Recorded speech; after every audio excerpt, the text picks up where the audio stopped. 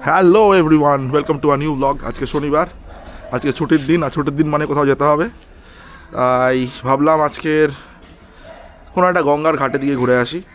তনয়ের মা বাড়ি হচ্ছে হলো খড়দা, তো ও বলেছে ওদের ওখানে কতগুলো গঙ্গার ঘাট আছে, তো ভাবছি আজকের সেরকম কোনো একটা ঘাটেই ঘুরে আসবো। আর এখন ঘড়িতে বাজে টাইম কটা? 3:22। 3:22। তো আমরা এখান থেকে বেরোচ্ছি খড়দার উদ্দেশ্যে। দেখ, এখন তো শুনছি নাকি যে দিল্লি রোড, মানে যেটা কল্যাণ এক্সপ্রেসওয়ে, সেটা নাকি বাইক ওঠা বন্ধ করে দিয়েছে। আর এটা একটা বিশাল জানার ইচ্ছা আমার, যে আদৌ বাইক উঠতে দিচ্ছে কি না সেটাও দেখা হয়ে যাবে, আর গঙ্গার ঘাটটাও ঘোরা হয়ে যাবে। আমার সাথে রয়েছে তনয়া। হ্যালো। বেরোই, বাইকে কথা হচ্ছে। তো আমরা এখন কল্যাণী এক্সপ্রেসওয়ে উঠছি। আর জানি না, গুগল ম্যাপ আমাকে প্রত্যেকবার কল্যাণী এক্সপ্রেসওয়ে রাস্তা দেখায়, বাট জানি না আছে কেন দেখালো না। আমি তো ভাবলাম যে লোকজন যেটা বলছে যে পুলিশ এখন নাকি বাইক উঠতে দেবে না, তাহলে সেই জন্য তো দেখাচ্ছে না। তো আশা করছি বাইক নিয়ে যাওয়া যাবে। আমরা এখন কল্যাণ এক্সপ্রেসওয়েতে উঠে গেছি। আর এখনো তেমন কিছু দেখাচ্ছে না, বা কোথাও যে বাইক উঠতে পারছে না বা নিষিদ্ধ সেরকম কিছুই দেখছি না। অনেক বাইকই দেখছি আমি। এই জিনিসটা হয়তো পরে স্টার্ট করা হবে, এখনো হয়তো জাস্ট সবাইকে একটা আগাম জানানে দিয়ে রেখেছে। এখন আমাদের যেতে হবে স্ট্রেট কল্যাণ এক্সপ্রেস দিয়ে সোদপুর রোড হয়ে ঢুকতে হবে। এক্সপ্রেসওয়ে রাস্তা খুবই ভালো, কিন্তু স্টার্টিং প্যাচ যে রাস্তাটা আছে ওইখানে, ওটা এতটাই খারাপ যে বলার মতো না। প্রচন্ড খারাপ, তার মধ্যে ওখানে জ্যাম হয়, মানে খুবই প্যাথেটিক কন্ডিশন রাস্তাটার। বাট ওইটা বাদ দিয়ে বাকি রাস্তাটা তো নিয়ে কিছু বলারই নেই আমার। তো এই ভালো, এতটা ভালো রাস্তা, তাই জন্য ওই জিনিসটাকে আমি ইগনোর করে যাই। ঠিক আছে, ওইটুকু চালিয়ে নেবো, আর কি অসুবিধা। এখন চলে এসেছি সোদপুর রোডের ওখানে। বাদিক গেলেই সোদপুর রোড। আমরা এখন সোদপুর রোড দিয়ে পুরো সোজা যাচ্ছি, যেরকম ভাবে রাস্তাটা যাচ্ছে। আর গুগল ম্যাপ দেখাচ্ছে এই রাস্তাটা গিয়েই বিটি রোডে সাথে মিশবে। তো আমরা সোদপুর রোডের উপরেই আছি। আর এখানে একটা ফ্লাইওভারের মতো আছে ছোট। এই ফ্লাইওভারটা মানে খুবই ডেঞ্জারাস, কারণ এই যে নর্মাল ফ্লাইওভার দেখে মনে হচ্ছে, বাট এই যে জয়েন্ট গুলো দেখাচ্ছি আমি, এই যে জয়েন্ট গুলো, এইগুলো এত বড় বড় গাড্ডা খোঁড়া যে রীতিমতো বাইকটা যখন পড়ছে খুব ভালো মতন ইম্প্যাক্ট হচ্ছে। এখানে যখন আসবে তোমরা একটু সাবধানে। বিটি রোডে উঠছি, মানে বিটি রোডে উঠছি, একটা রাস্তা চলে গেছে বাদিক, আর একটা স্ট্রেট। বাদিক দিয়েও যাওয়া যায়, বাট স্ট্রেটটা দিয়ে গেলে মনে হচ্ছে ভালো হবে। যদি আমি বাদিক নিতাম তাহলে সেই রাস্তাটা আমাকে বিটি রোড দিয়েই নিয়ে যেত, নিয়ে গিয়ে সামনে কোনো একটা গলি দিয়ে ঢুকিয়ে গঙ্গার ঘাটে নিয়ে যেত। বাট এই রাস্তাটা নেওয়ার কারণ হচ্ছে হলো যে, যেহেতু ওটা গঙ্গার ঘাট, তো আশা করছি এই রাস্তাটা কিছুটা হলেও গঙ্গার পাশ দিয়ে দিয়েই যাবে। তো আমার যেহেতু এরকম রাস্তা একটু বেশি ভালো লাগে, তো ওই জন্য আর বিটি রোডটা নিলাম না। গঙ্গার পাড় দিয়ে বাইক নিয়ে যাওয়ার মজাটাই আলাদা। গুগল ম্যাপ আমাদেরকে এই ছোট গলির ভেতর দিয়ে নিয়ে যাচ্ছে। এখনো অব্দি কোনোদিনও ধোকা দেয়নি আমাকে। তো যাওয়া যাক।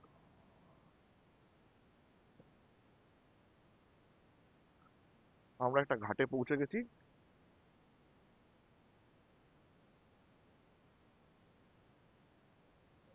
ওই দিকে ঘুরে যাও না। হ্যাঁ, এখান থেকে স্ট্রেট চলে যাবো না।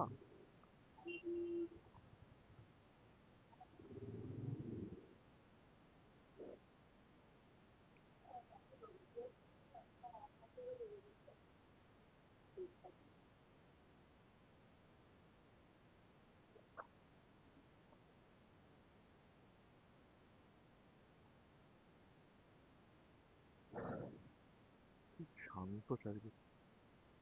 এদিকে অনেক গঙ্গার ঘাট আছে, তাই তো?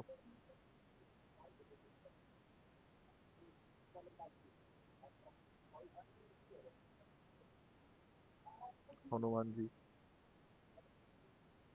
লোকনাথ বাবা।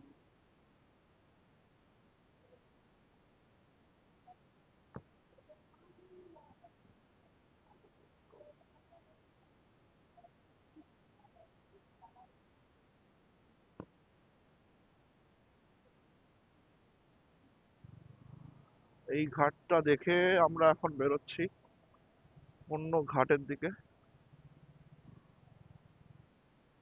এটা আর একটা গঙ্গার ঘাট।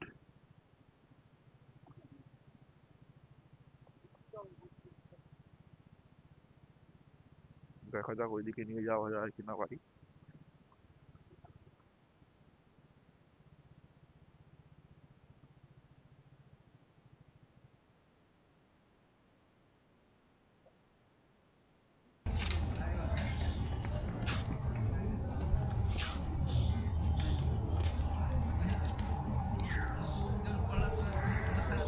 বাইক ওখানে দাঁড় করিয়ে দেওয়া হয়েছে।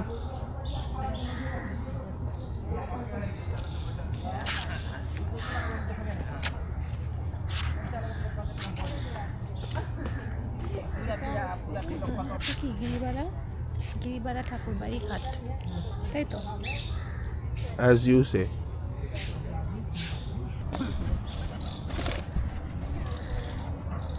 একটা কথা আছে, ঢেকি স্বর্গে কেউ ধান ভাঙে। এখানেও একজনকে পেয়ে গেছে যে মাছ ধরছে। আরে মাছ ধরা ভালো হবে, আমার কতবার আসার ইচ্ছা। আর এখানে কি কি মাছ ওঠে মোটামুটি তাও? চিংড়ি ওঠে, ভোলা ওঠে, বেলে ওঠে, পাছা ওঠে, ট্যাংরা ওঠে। চিংড়ি বলতে গলদা? কাকুটা 1.5 কিলো রিঠা মাছ ধরেছিল, 1.5 কিলো সাইজের রিঠা মাছ। আমাদের গঙ্গার পাড়টা ঘুরে দেখা হয়ে গেল, আর গঙ্গার পাড়ের সাথে লাগানো আছে এই সুন্দর ঠাকুর বাড়িটা, তো সেটা আমরা দেখতে যাচ্ছি। আর তনয়া এখনো দাঁড়িয়ে দাঁড়িয়ে গঙ্গার ঘাট দেখছে। চলো চলো চলো চলো, রাত্রেবেলা হয়ে যাবে, হারিয়ে যাবে। আমাদের হিস্টোরিয়ান আমার সাথে আছে, তো আমার কোনো টেনশন নেই। আমার উইকিপিডিয়া এই যে। একবার ভিউটা তোমাদের দেখিয়ে দিই।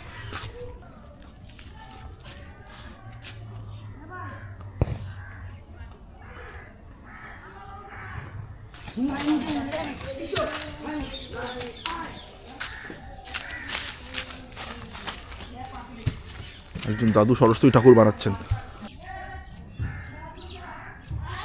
দাদু এটা কোনো বাড়ির না স্কুলের?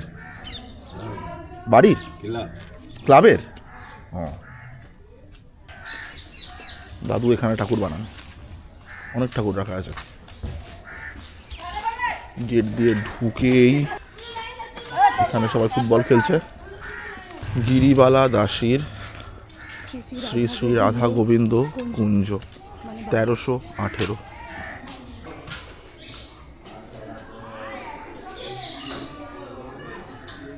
আর এখানে যদি কেউ আসো তাহলে প্লিজ গেটটা বন্ধ করে ঢুকবে, এখানে লেখা আছে।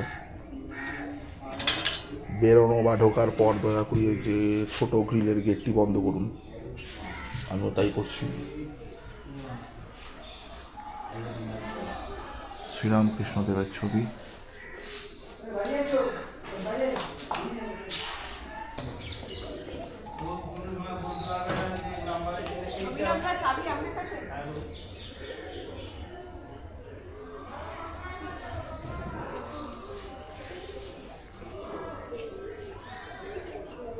ক্যামেরা অ্যালাউ করে না, কোথাও অ্যালাউ করে না। এখানে বলছে 15 মিনিটের জন্য 500 টাকা, কিন্তু ফোনে ভিডিও করা যায়। ফোনেও ভিডিও করা যাবে, জানি না কি ডিফারেন্স, নিশ্চয়ই কোনো নিয়মকানুন আছে। আচ্ছা, এটা হচ্ছে এখানকার নাট মন্দির।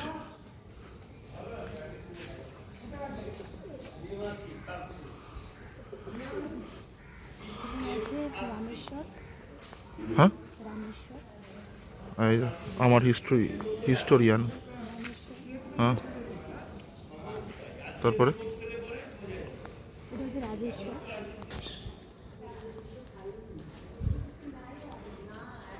এটা হচ্ছে গোপেশ্বর। আরও আছে এদিকে হচ্ছে তারকেশ্বর, ভুবনেশ্বর।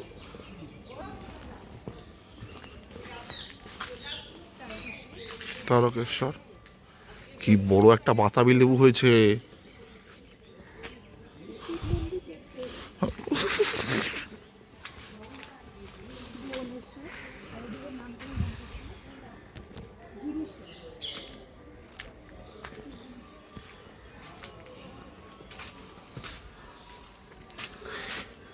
সবকটা মন্দিরের দরজায় দেখ এটা ওই মাথার টুপি ঝোলানো। মন্দিরটায় এদিকে এই মন্দিরটায় এটাই হচ্ছিল সেই গেটটা। এর বেরিয়ে গেলেই গঙ্গা। আর এই যে আমার বাইক দাঁড়িয়ে আছে, আমরা ঘুরে আসলাম ওদিক থেকে।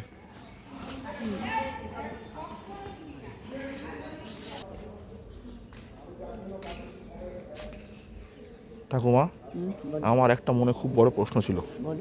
এই যে আমাদের প্রত্যেক কটা মন্দির দেখছি, সব কটা মন্দিরের দরজায় এই যে একটা টুপি রাখা, ওটা কি জন্য? কেন আমাদের শীত করে ভোলানাতে শীত করে না, ভোলানাতে মাথা আচ্ছা, উনি যখন রাত্রিবেলা মন্দির বন্ধ হয় তখন মাথাটা চাপিয়ে দিয়ে।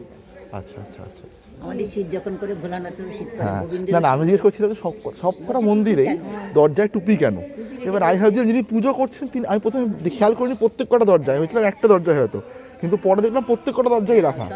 কেউ মনে করো টুপিটা দেওয়া হচ্ছে হ্যাঁ, ঠান্ডা। আরে মহাদেব তো জলেই একদম একদম। আমাদের কাছে যখন আছে আমাদের মতো। হ্যাঁ হ্যাঁ হ্যাঁ, মন্দিরটায় উঠছি।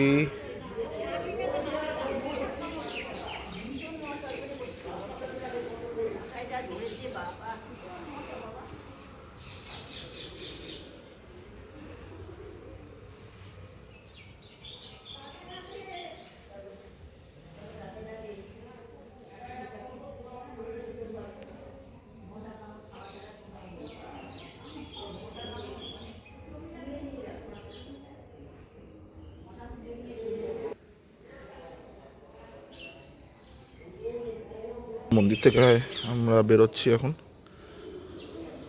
আর বেরিয়েই সামনে নাট মন্দির।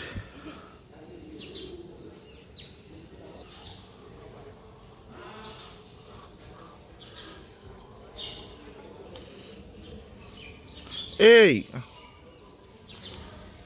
যেখানে যাচ্ছে আমিও সেখানে যাই।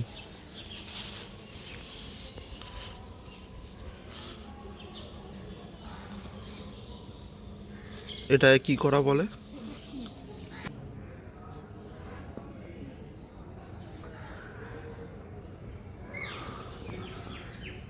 মন্দির থেকে নেবে এবার নাট মন্দিরের দিকে যাচ্ছি আমরা।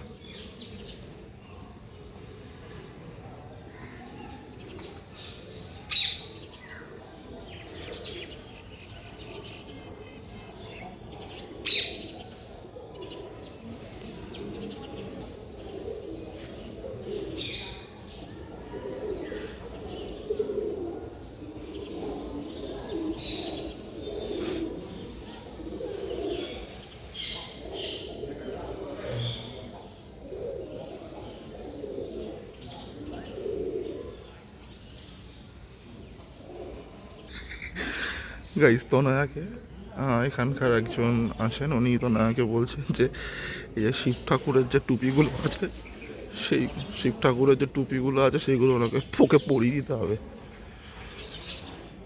তো এখন তনয়া হাত ধুয়ে নিচ্ছে। হাতটা মুছে না, এটা না, এটা যে শিবের মাথা মুখ, এটা শিবের তোয়াল। চলো। শিবের মাথা মুছতে বলছে, নিজের হাত কেন মুছছিস? না, আজকে ভগবান তোমার হাত দিয়েই পড়ছে।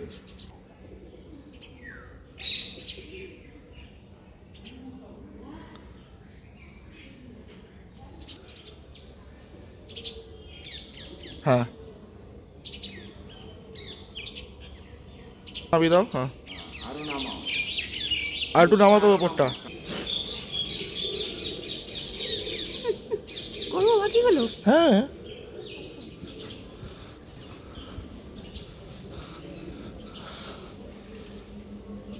তনয়া এখন এই কাজটা 6টা শিব ঠাকুরের মন্দিরের জন্য করবে।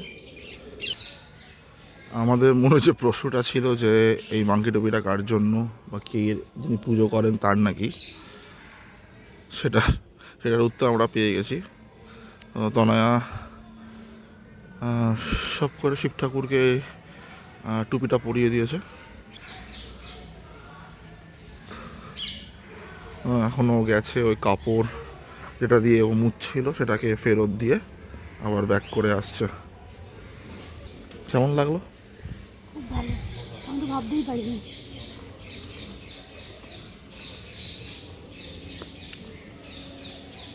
তোর কেমন লাগলো বল?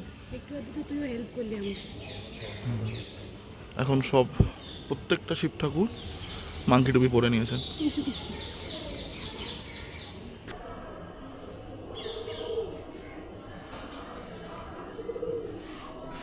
এখান থেকে আমরা বেরোচ্ছি। টাইম এখন কোথায় ছিল ঘড়িটা? ও সরি, এই যেখানে ঘড়ি। ও 5:09 বাজে।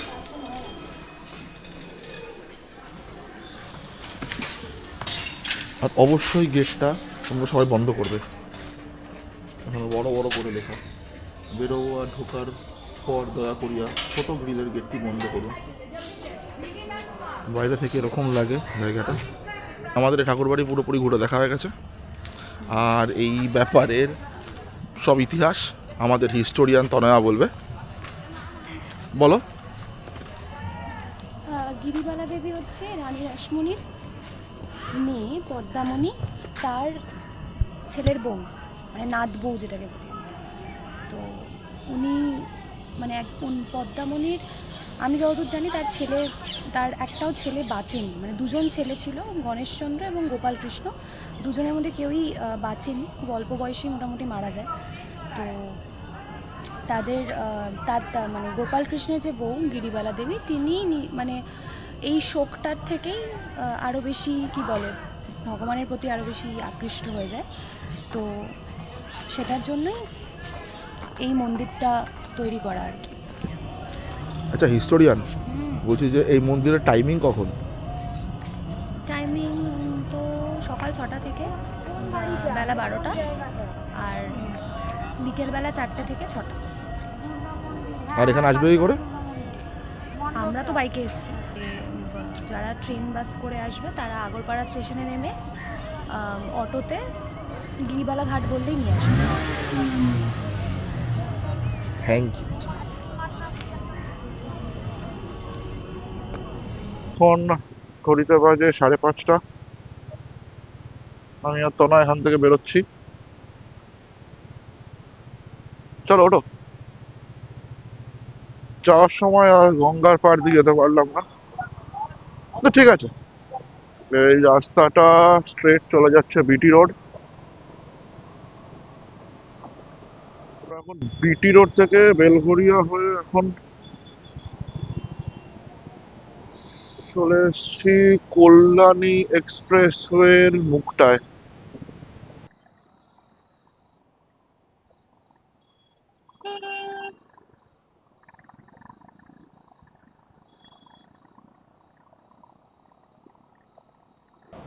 বাড়ির কাছাকাছি মোটামুটি চলেই এসছি।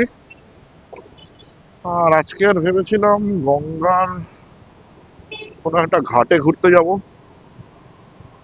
সেটা তো হয়েইছে। আর তার সাথে যেটা বোনাস সেটা হচ্ছে হলো ঠাকুর বাড়িটা। আমি জানতামই না ওখানে ঠাকুর বাড়ি আছে এত সুন্দর। দেখা হয়ে গেল, আমার খুবই ভালো লেগেছে। আশা করি তোমাদেরও সবার ভালো লাগবে। গুগল ম্যাপের দরকার আর নেই, এত দূরই ছিল ওর সাথে আমার বন্ধুত্ব। বিদায় বন্ধু।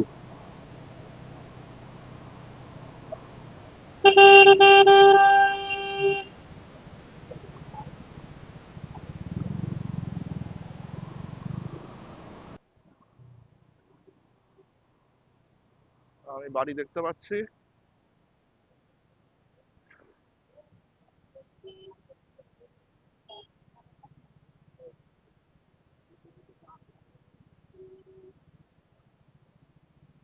পৌঁছে গেছি বাড়ি। বাড়ি পৌঁছে গেছি, তো ব্লগটা এটুকুনি রাখছি। যদি ভালো লেগে থাকে তাহলে লাইক, কমেন্ট, শেয়ার আর সাবস্ক্রাইব করে দেবেন। দেখা হচ্ছে নেক্সট ব্লগে। টাটা।